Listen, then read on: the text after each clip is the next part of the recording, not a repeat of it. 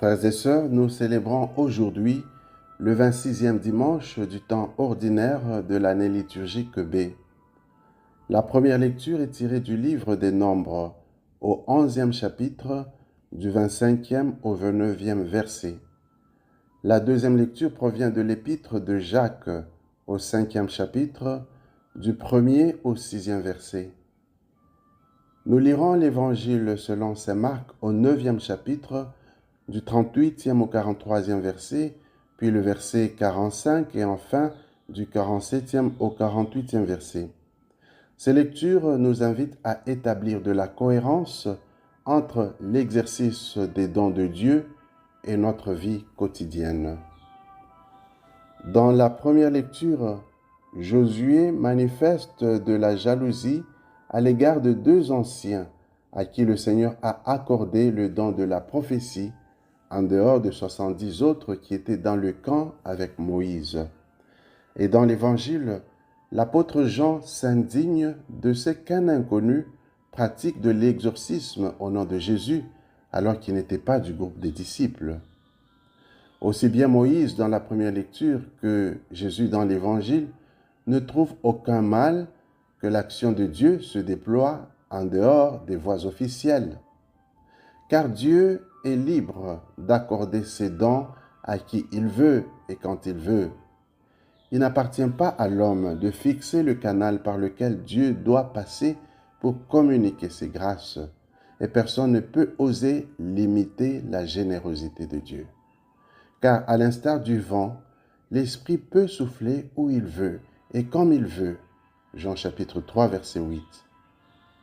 Ces épisodes peuvent aussi nous interpeller alors qu'en ces jours, nous jugeons et critiquons facilement ceux qui ne pratiquent pas notre foi ou qui n'appartiennent pas à nos groupes et mouvements.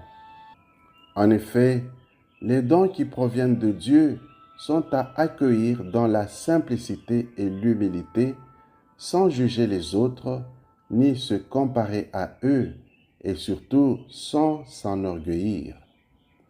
Après avoir demandé aux apôtres de laisser faire celui qui pratiquait l'exorcisme au-delà de leur cercle, Jésus déclare qu'on ne peut pas faire un miracle en son nom et aussitôt mal parler de lui. L'on peut donc juger de l'authenticité des charismes à partir du comportement des personnes qui les exercent. Ainsi, donner de l'eau à quelqu'un au nom de Jésus, c'est reconnaître Jésus lui-même en toute autre personne. Car Jésus s'identifie toujours au petit et il est présent dans la personne de notre prochain. Autrement dit, l'on ne peut prétendre exercer les dons de Dieu et continuer à mépriser les autres en qui Jésus est présent. Celui qui exerce les dons et charismes de l'Esprit doit aussi s'efforcer de mener une vie exemplaire.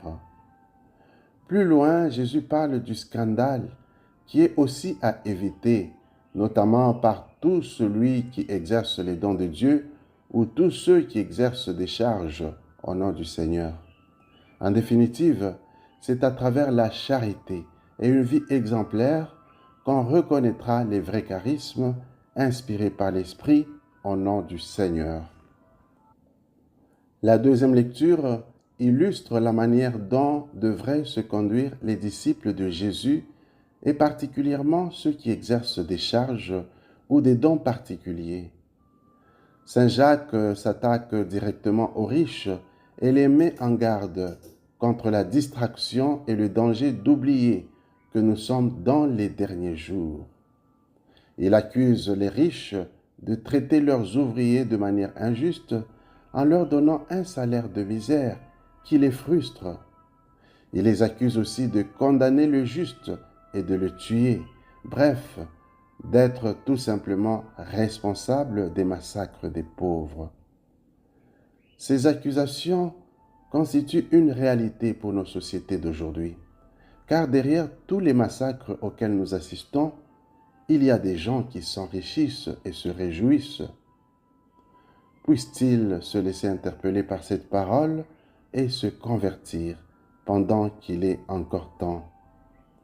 À la lumière de ces lectures, Prions pour que les uns et les autres, riches et pauvres, prophètes et non-prophètes, exorcistes ou pas, se mettent à la recherche de la volonté de Dieu afin de mener une vie cohérente et conforme à leur foi. Amen.